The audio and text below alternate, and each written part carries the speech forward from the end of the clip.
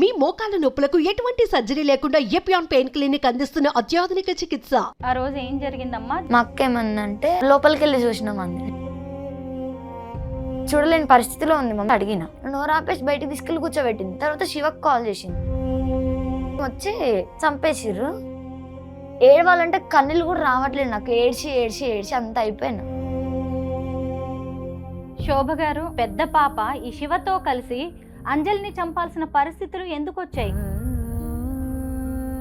ఇలా మా చెల్లె చావడానికి కారణం పోలీసుల నిర్లక్ష్యం కూడా చాలా వరకు ఉంది. వాడిని అడిగితే పోలీస్ స్టేషన్లో 8 months నుంచి ప్లాన్ చేసుకుంటున్నాం అంటారు. అందరికీ నమస్కారం, నేను Swaroopa Potlapalli. Welcome to Suman TV. ప్రియుడి కోసం కన్న తల్లి అయిన ఫోక్ సింగర్ అంజలిని కూతురే కడతీర్చింది. ఆ హత్యా నేరానికి గాను ఆ అమ్మాయితో పాటు ఆమె ప్రియుడిని కూడా పోలీసులు అరెస్ట్ చేశారు. కళ్ళెదుటే తల్లి హత్యకు గురవడంతో చిన్న పాప షాక్ కి గురైంది. ఇప్పుడు ఆమెను చూసేవాళ్ళు లేక ఇప్పుడు ఆ పాప పరిస్థితి అయితే చాలా దయనీయంగా ఉంది. ప్రస్తుతం నాతో పాటు చిన్న పాప అలాగే అంజలి అక్క అయిన శోభ గారు ఉన్నారు. అసలు ఈ హత్య ఎలా జరిగింది, ఈ చిన్న పాప పరిస్థితి ఏంటి, ఆమెను ఆదుకోవడానికి ఎవరైనా ముందుకొస్తారా, అలాగే చాకలి ఐలమ్మకు ఈ ఫోక్ సింగర్ అంజలికి ఉన్న సంబంధం ఏంటో అడిగి తెలుసుకుందాం. నమస్తే శోభ గారు. నమస్కారం అండి. ఆ కార్యక్రమాలన్నీ అయిపోయాయండి? ఎలా ఉంది ఇప్పుడు పరిస్థితి? చేసామండి, ఏదో మాకు అయినంత వరకు చిన్న చెల్లె నేను కలిసి ఇద్దరం దాన సంస్కారాలు చేసినాం. ఇప్పుడు రోడ్డు మీద పడే పరిస్థితి వచ్చింది. పాప నేను, నాకు 2 ఆడపిల్లలు. నా పరిస్థితి కూడా దయనీయంగానే ఉంది. అంత ఉన్న వాళ్ళమేమి కాదు, ఏదో చేసుకుంటే కానీ బ్రతికే వాళ్ళం. పెద్ద చెల్లె ఉన్నంతసేపు ఆమె మంచి సెటిల్లో ఉంది, బాగుందిలే అనుకున్నాం. తను బ్రతుకుతుంది అనుకున్నాం. కానీ ఈ విధంగా నా చెల్లె ఆ చిన్న చిన్న పిల్లల చేతుల ఎరుగు లాంటి నా చెల్లె చనిపోయిందంటే నేను జీర్ణించుకోలేకపోతున్నాం మేడం. పాప ఎలా ఉన్నావమ్మా? అమ్మ లేదు, చాలా రోజులు అయిపోయింది. ఇన్నాళ్ళు నువ్వు అమ్మతో ఉన్నావు, అమ్మే నీకు సంబంధించినవన్నీ చూసింది. అమ్మ లేకుండా జీవితం ఎలా ఉంది? స్కూల్కి వెళ్తున్నావా? లేదు, ఇంకా జాయిన్ అవ్వలేదు. ఏం చదువుకుంటున్నావు? 8th standard. అమ్మ లేదు కదా, ఏంటి పరిస్థితి? తప్పదు, ఇంకా మమ్మీ లేదు కదా. ఆ రోజు ఏం జరిగిందమ్మా? జూన్ 22 23. జూన్ 23న అమ్మ చనిపోయింది. ఆ రోజు నువ్వు స్కూల్కి వెళ్ళేటప్పుడు బాగుందా? అమ్మతో మాట్లాడావా? మమ్మీని రిబ్బన్స్ వేసి స్కూల్కి పంపించేసింది. ఆ రోజు నార్మల్గానే ఉంది. అక్క కూడా. అక్కను కూడా చూసావా మార్నింగ్ స్కూల్కి వెళ్ళేటప్పుడు?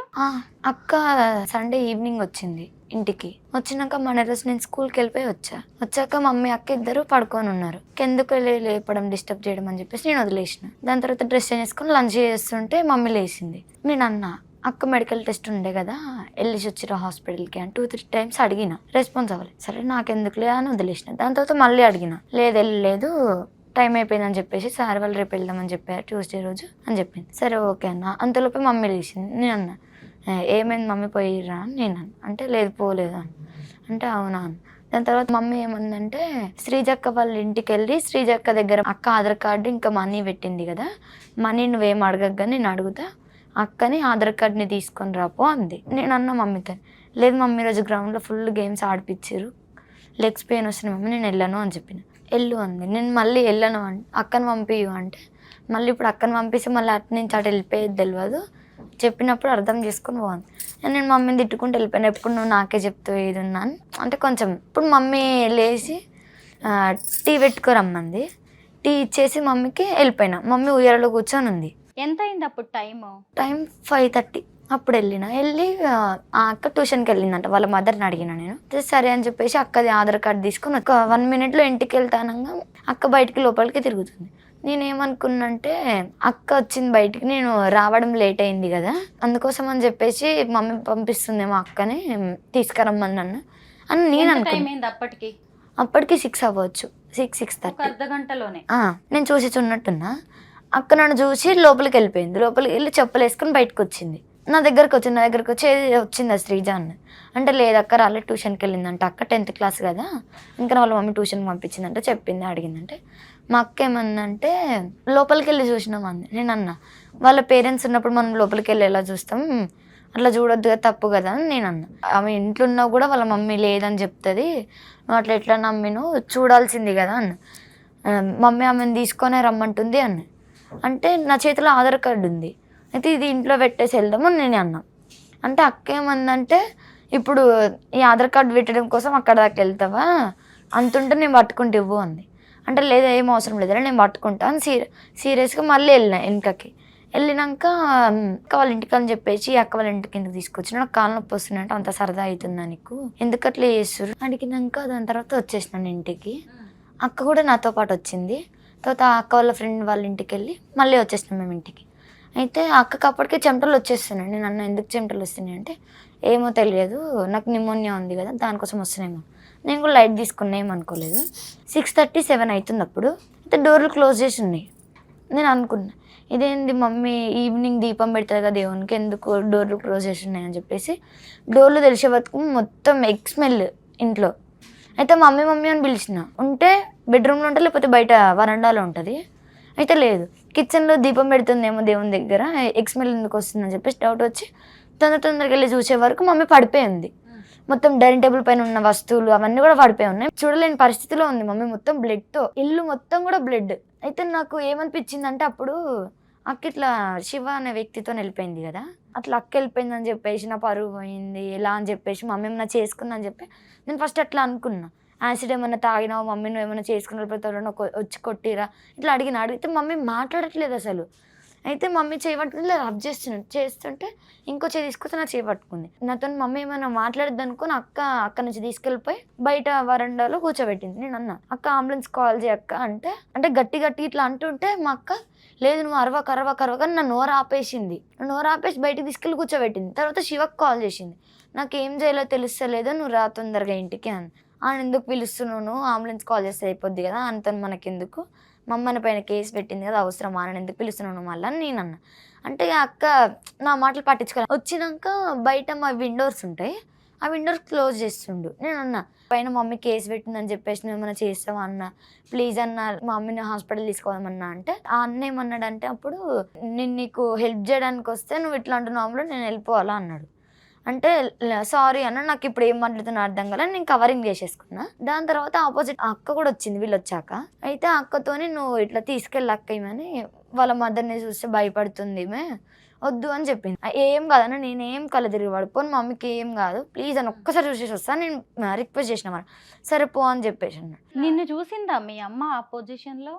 చూడలేదు, అంటే చూడడానికి కూడా రావట్లే, అంటే అంత ఘోరంగా కొట్టారు. అయితే చూసే వరకు మమ్మీ ఇట్లా దెబ్బ చూసుకుంటుంది. హెడ్ దగ్గర దేంతో కొట్టిరో తెలియదు మనకు, రాడ్తో కొట్టిరా లేకపోతే ఇంకా దేంతోనో కొట్టిరో తెలియదు. అయితే ఇలా అనుకుంటూ ఇంకా ఏదేదో మాట్లాడుతుంది, మెల్లిగా వస్తుంది వాయిస్, వినిపించట్లేదు అసలు. ఇట్లా అంటుంది. నాకు వీళ్ళు చెప్పిన మాటలకి వీళ్ళు అన్న వాటికి మమ్మీ చేసే వాటికి నాకు ఇంకా భయం అయింది. అయితే సరే అని చెప్పేసి మమ్మీని చూసి అక్క వాళ్ళు ఉన్నారు కదా, ఆ అక్క వాళ్ళ ఇంటికి వెళ్ళినా. నేను వెళ్ళేసరికి ఈ అన్న ఉన్నాడు కదా శివన్న, వాళ్ళ తమ్ముడు, మా అక్క, వీళ్ళు ముగ్గురు కలిసి ఏం చెప్పినంటే మా అక్క వాళ్ళ ఇంటికి వెళ్ళే ముందు మీ మమ్మీకి కొన్ని వాటర్ చల్లి కొన్ని నీళ్ళు తాగిపించి ఏమైందో అడిగి హాస్పిటల్ తీసుకుపోతాం అన్నారు. అయితే అక్క వాళ్ళ ఇంటికి వెళ్ళి కూర్చున్నాక మా అక్క వచ్చింది నా దగ్గరికి, మా మమ్మీ ఫోన్ తీసుకొని కీస్ కూడా వేసుకొని వచ్చింది. నేనేమనుకున్నా అంటే శివన వాళ్ళ మమ్మీని హాస్పిటల్ తీసుకెళ్ళిరా, తాళం వేసేసి వచ్చినావా అన్న. లేదు తీసుకెళ్ళలేదు అంటే వాళ్ళు ఇప్పుడు ఉన్నారా లేదా అని నేను అడిగి, అంటే లేరు అన్న. మరి మమ్మీ ఏది అంటే మమ్మీ ఇంట్లో ఉందంటే మమ్మీని తాళం వేసి వచ్చేసినావా ఇంటికి అన్న. అంటే అవును అన్న. నాకు అసలు అప్పుడు ఏం చేయలేదు, అక్క చేతుల నుంచి కీస్ గుంజుకొని నేను మళ్ళీ వెళ్ళి చూసే వరకు ఇట్లా పడిపోయి ఉంది. అయితే ఒక 10 seconds అట్లనే నేను ఐస్ బ్లింక్ చేయకుండా చూస్తున్నా, మమ్మీ స్టమక్ అట్లనే పైకి కిందికి అవుద్ది కదా అన్నట్లేదు. నాకు భయం అయింది. అక్కని తీసుకొచ్చిన, అంటే నేను ఒక అక్క వాళ్ళ ఇంటికి వెళ్ళినా కదా, అక్కని తీసుకొచ్చిన. అక్క నాకు భయం అవుతుంది అక్క, ప్లీజ్ అక్క ఒక్కసారి వచ్చి చూడక, నాకు ఏం చేయాలో అర్థమవుతలేదు అక్క అంటే అక్క వచ్చి నోస్ దగ్గర పెట్టి చూసింది, నాడి పట్టుకొని చూసింది. చనిపోయింది అప్పటికి. సెకండ్ టైం వచ్చి చంపేసిర్రు. దాని తర్వాత అక్క వచ్చి చూసి నాకు చెప్తే నేను ఏడుస్తా అప్పుడు అని చెప్పేసి అక్క నాకు అబద్ధం చెప్పింది. ఏమని, లేదు మీ అమ్మ పడుకుంది, ఆమెను ఏమనకండి, ఆమెను డిస్టర్బ్ చేయకండి, ఆ మోన్లో అట్లా పడుకుంది అంతే, ఆమెకి ఏం కాలేదని నాతో చెప్పింది. అయితే అక్క అప్పుడు అక్క వాళ్ళ ఇంట్లోనే ఉండుండే. ఆ అక్క వాళ్ళ ఇంట్లో నుంచి వాటర్ తీసుకొచ్చి మా అక్కవి నావి కాలు చేతులు కడిగిపించి ఇంట్లోకి తీసుకెళ్ళింది. నేను అన్నా అక్క ఎందుకు అక్క కాలు చేతులు కడిపిస్తున్నావు, ఏమైంది అక్క, మా మమ్మీకి బాగానే ఉందంటే బాగానే ఉంది అని. అయితే అక్క వాళ్ళ హస్బెండ్ ఏమన్నాడంటే అంబులెన్స్ కన్నా 100 నెంబర్కి కాల్ చేద్దామని ఫస్ట్ 108 కాల్ చేస్తే వాళ్ళు రెస్పాన్స్ అవ్వలేదు. 100కి డైల్ చేస్తే పోలీసులో పెద్ద మమ్మీ ఒకటేసారి వచ్చారు ఇద్దరు.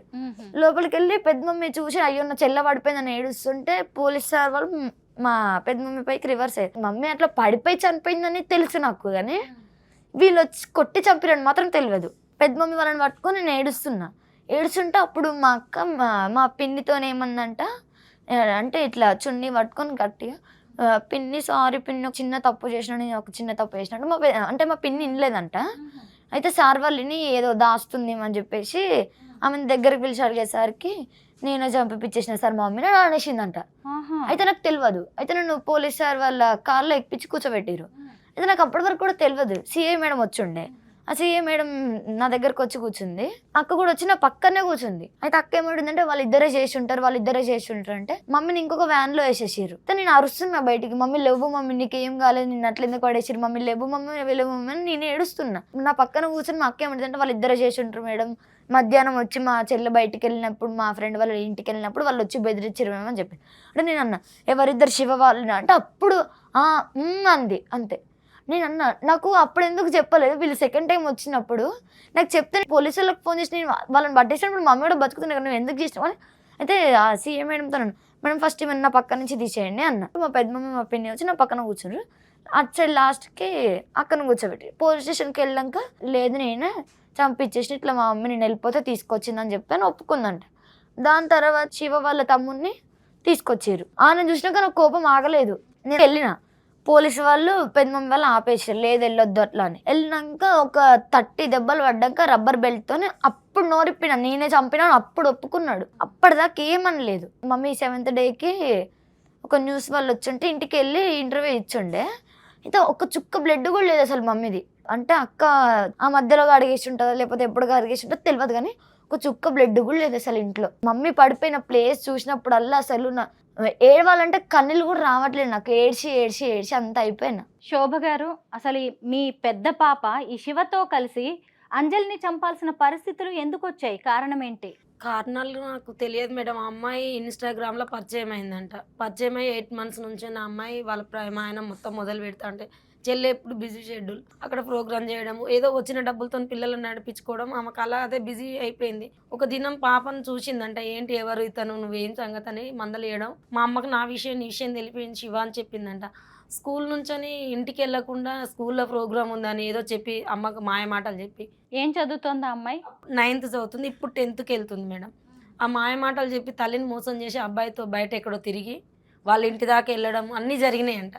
జరిగిన రోజు తల్లి మళ్ళీ అడిగిందంట, ఇది కరెక్ట్ కాదు, ఇది నీ ఏజ్ కూడా కాదు, ఇలా చేయొద్దు బిడ్డ, మనం సోషల్గా అందరికీ తెలుసు, నేను బయట ప్రోగ్రామ్ చేయడానికి వెళ్తా, మంచి మంచి పాటలు పాడడానికి పోతా, ఇంట్లో నేనే సరిపెట్టుకోలేతే నేను బయట ఏం చెప్పుకుంటా, ఇది పరువు ఉంటుందా ఏమని మందలిస్తే వాళ్ళ మేనతో షేర్ చేయడం, ఈ శివ వాళ్ళ ఫ్యామిలీ షేర్ చేయడం, శివ వాళ్ళు స్వీట్గా మాట్లాడడం, చెల్లె గట్టిగా మాట్లాడితే చేదుగా కనపడడం, తల్లి మీద ఆమెకు అసహ్యంగా కనపడడం అయిపోయింది.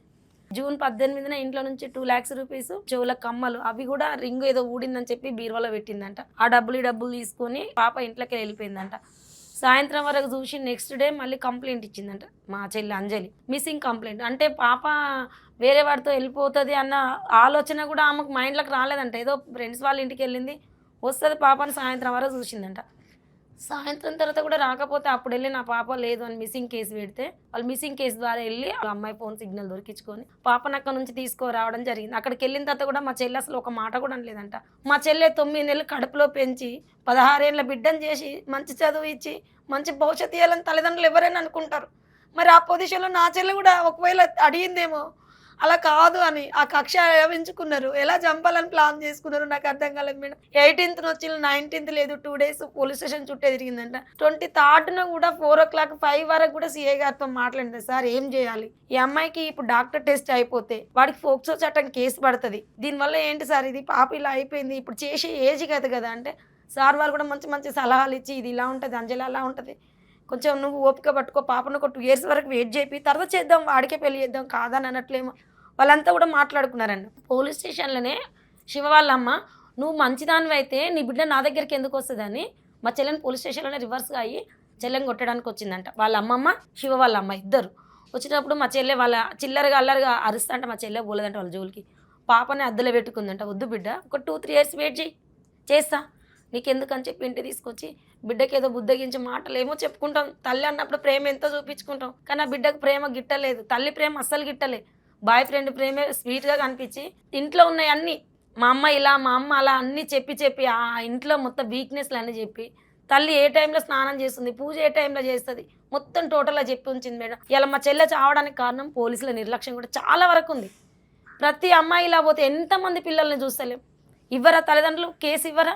ఇస్తే తప్ప వాడి కష్టాల్లో తీసుకొని వాడిని ఒక రోజు ఒక దినం 2 దినాలైనా వాడిని కష్టాల్లో తీసుకొని మీరు భయపట్టించి ఉంటే వాడు అంత పనిచేసేవాడు కాదు. టైంకి వచ్చి చంపేసినావు అంటే నువ్వు ప్లాన్ చేసుకునే కూర్చున్నావు కదా.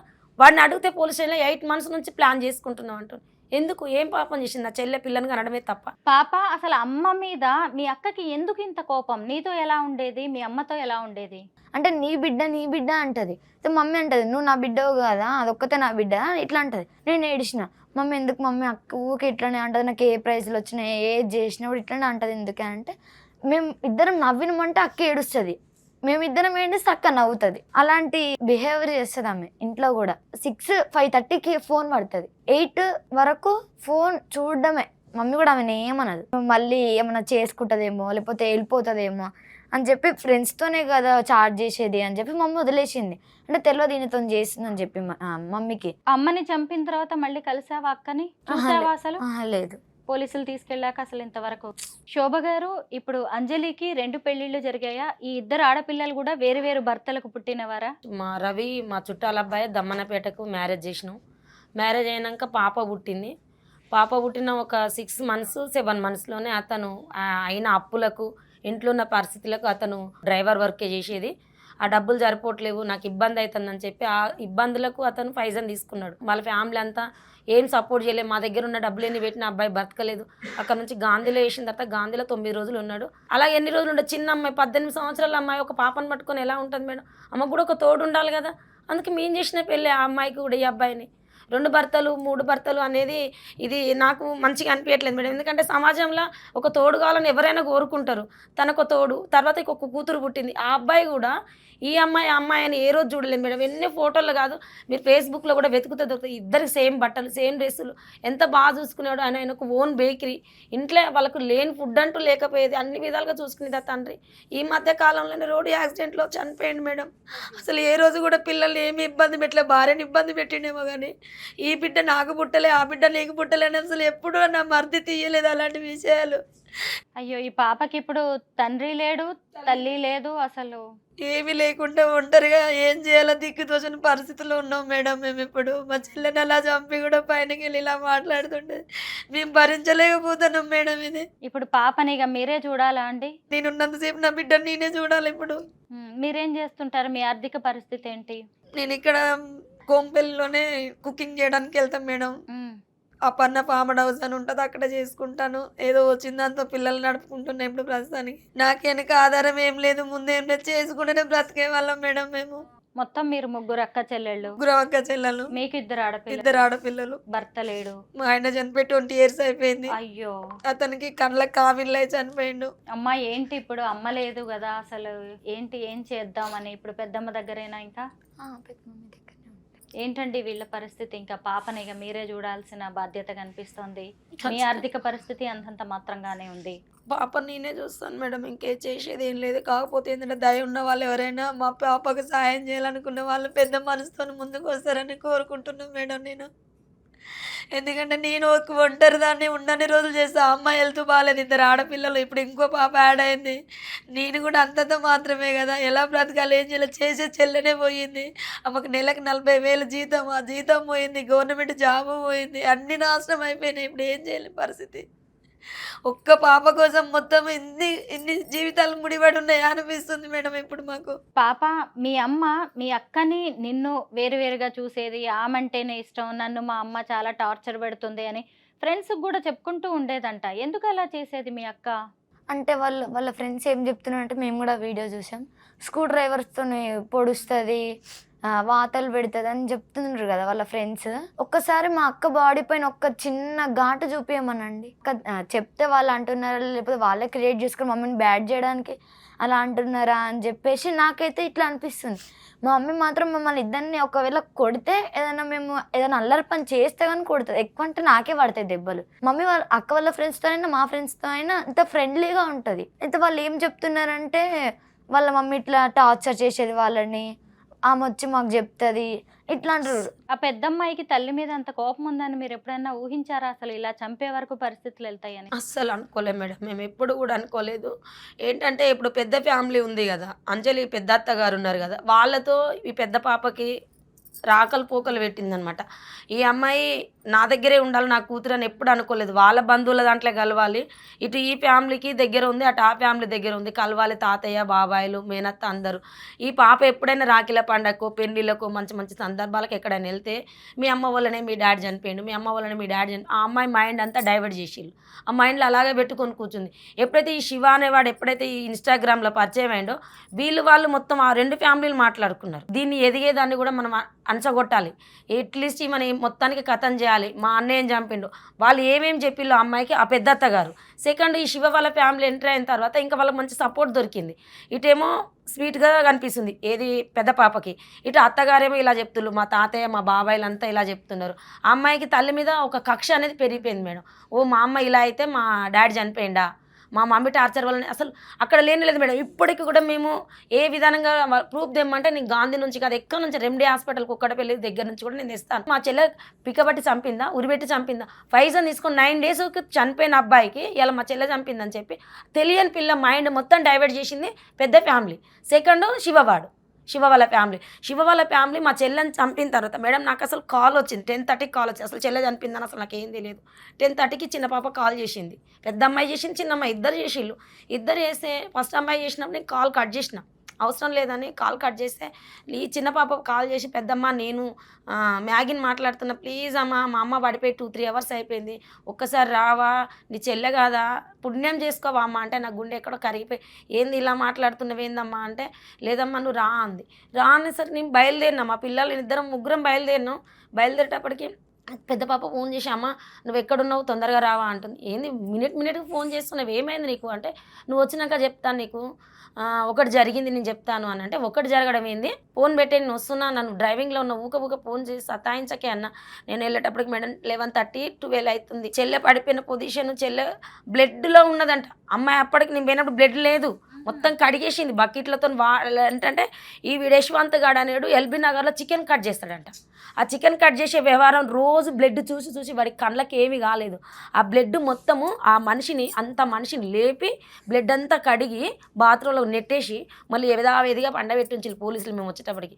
నేను మా చెల్లెని లేపాలి హాస్పిటల్ తీసుకెళ్ళాలని చెప్పి అంజలి అని పిలిస్తే అంజలి మన దగ్గర లేదు. అంజలి వెళ్ళిపోయి ఎన్నో గంటలు అయిపోయింది, నాకు అర్థం అవ్వట్లేదు సార్ నన్ను చూడని అంటే నీ ఫింగర్ ప్రింట్స్ పడతాయి, నువ్వు మీ చెల్లెని ముట్టొద్దని చెప్పి లాక్ చేసినాక నాకు అర్థం అవ్వట్లేదు సార్ ప్లీజ్ దయచేసి మా చెల్లెని నన్ను చూడని అండి. అసలు ఏం జరిగిందంటే వాళ్ళు వచ్చి బయటకు వచ్చి 3 అవర్స్ 4 అవర్స్ అయిపోయింది అమ్మాయి చనిపోయి.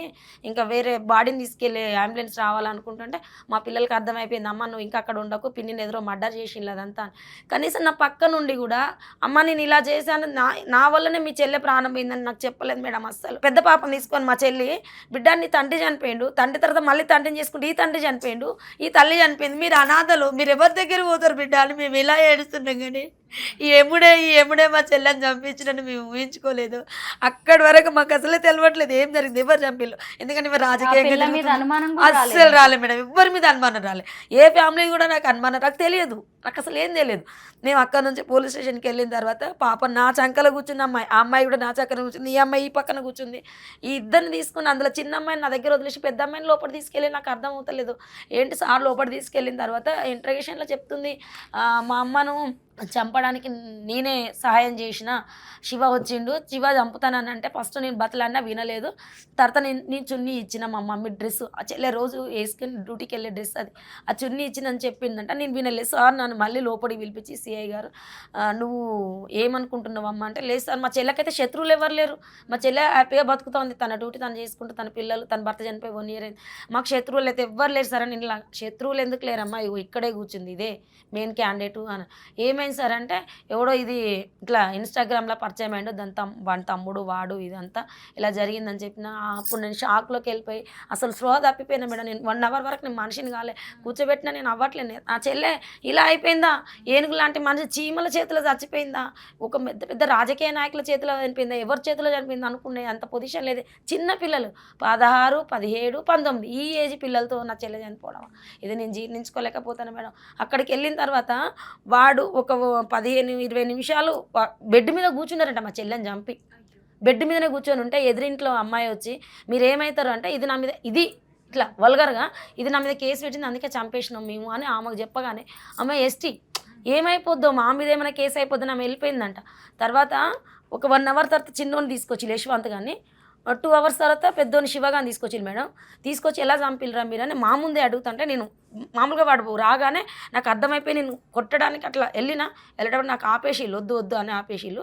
తీసుకెళ్ళి ఒక సెల్లులో పెట్టిన తర్వాత ఎలా చంపినవురా నువ్వు అంటే ఇలా షర్టు పైకి లేపేసి మా చెల్లెని చంపిన చున్నీ నడుము కట్టుకున్నాడు మేడం. ఏ శత్రువు కట్టుకుంటాడు మేడం? చంపిన చున్నీని కూడా అక్కడ వేయకుండా వాడు నడుముకు కట్టుకొని నల్లగొండకి వెళ్ళిపోయి మళ్ళీ అక్కడ నుంచి 2 గంటలు 3 గంటల వరకు తీసుకొచ్చే వరకు కూడా మా చెల్లెని చంపిన చున్నీ వాడు నడుము కట్టుకొని ఉన్నాడు.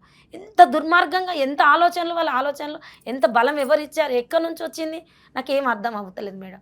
మా చెల్లి ఏం తప్పు చేసిందో నాకు అర్థం అవుతలేదు. శోభ గారు, మీకు చాకలి ఐలమ్మకి బంధుత్వం ఏంటి? చాకలి ఐలమ్మ వాళ్ళు మా అమ్మమ్మ వాళ్ళు పాలోళ్ళు, దగ్గర రిలేషను.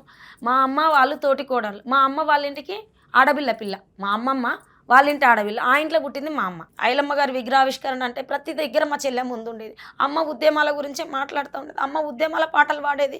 చాకలి ఐలమ్మ అంటే ఇది, ఈ చాకలి వాళ్ళని ఇలా అనగదొక్కుతున్న ప్రతి విషయంలో మా చెల్లె ముందుండి పోరాడేది. ప్రతి ఒక్కరికి తెలుసు హైదరాబాద్లో, యావత్ తెలంగాణ చాకలి వాళ్ళందరికీ, మా రజకుల బిడ్డల ప్రతి ఒక్కరికి తెలుసు అండి. అంజలి అంటే ఎవరు, సట్ల అంజలి అంటే ఎవరు, ప్రతి విషయంలో అమ్మ గురించి కొట్లాడింది.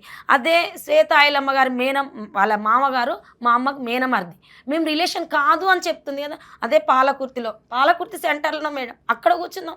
మేము రిలేషనా కాదా అని. మేమేం అమ్మ పేరు చెప్పుకొని తినలేదు. అమ్మ కుటుంబంలో నుంచి వచ్చిన వాళ్ళం, మేము ఆ బ్లడ్లో నుంచి వచ్చిన వాళ్ళం. అది చెప్పడంలో తప్పు అయితే అడగండి మేడం, మేము ఎవరం అక్కడ వచ్చి తెలుస్తుంది. కాదు అని చెప్తే మేము జీర్ణించుకోలేకపోతున్నాం. అమ్మ పేరు ముందు తెచ్చినాం తప్ప అమ్మని తప్పు చేయలేదే మేము. అంత చాలా తక్కువ కుటుంబం, చిన్న కుటుంబంలో నుంచి వచ్చిందా అంజలి? ఆ కుటుంబంలో బిడ్డే కదా. కాదు అనడం నాకు నచ్చట్లేదు మేడం. ఇప్పుడు ఈ పాపకి సంబంధించి ఎవరినైనా మీరు సాయం అడగాలనుకుంటున్నారా? ఖచ్చితంగా మేడం అడగాలనుకుంటున్నాం. దయగల వారు, ప్రేమ ఉన్న వాళ్ళు, దిగజారిపోయిన బతుకులు అయిపోయినాయి ఇప్పుడు మా పరిస్థితులు. బిడ్డ ఈ రోజు అంటే చదివేలాగో చదివిస్తున్నాం అనుకోండి, గవర్నమెంట్ స్కూల్లో ఎక్కడో వేసి, రోజున ఆ బిడ్డకి ఏమీ లేవు. దయచేసి మీ ఛానల్ ద్వారా మీరు ఏదైనా మా పిల్లలకు సాయం చేయమని అడుగుతున్నాం మేడం. తెలిసి తెలియని వయసులో ప్రేమలో పడి దాన్నే జీవితం అనుకొని పెద్ద పాప కన్న తల్లినే చంపేసింది. చెప్పుడు మాటలతో ఆమె ఇప్పుడు జైలు పాలయ్యింది. ఇప్పుడు ఆమెతో పాటు మరో 2 కూడా అరెస్ట్ అయ్యి జైల్లో ఉండాల్సిన పరిస్థితి. ఇప్పుడు చూస్తే ఈ చిన్న పాప చాలా చిన్న ఏజు, చివరికి పెద్దమ్మ చూడాల్సిన పరిస్థితి. ఆమె ఆర్థిక పరిస్థితి కూడా అంతంత మాత్రమే. ఆమెకి భర్త లేడు. 2 పిల్లల బాధ్యత, ఆడపిల్లల బాధ్యత ఉంది. ఇటువైపు చూస్తే ఇంకో ఆడపిల్ల. మీలో ఎవరైనా సరే ఈ చిన్న పాపకి సాయం చేయాలి అనుకుంటే ముందుకు రావచ్చు. మీ సాయం ఖచ్చితంగా ఈ అమ్మాయి జీవితాన్ని నిలబెడుతుంది. ఇప్పటికే తల్లి చనిపోయి అక్క ఒక హంతకిగా కనిపిస్తూ ఉండడంతో అమ్మాయి మానసిక పరిస్థితి కూడా అసలు సరిగ్గా లేదు. మీరు ఎవరైనా ముందుకొచ్చి సాయం చేస్తే చిన్న జీవితాన్ని నిలబెట్టిన వారు అవుతారు. ఒక్క ప్రాణం ఇన్ని జీవితాలని ఇప్పుడు ప్రభావితం చేస్తోంది. ఈ చిన్న పాపకి సాయం చేయడానికి మీలో ఎవరైనా ముందుకొస్తే మీరు ఖచ్చితంగా మనసున్న మహారాజులుగా నిలిచిపోతారు.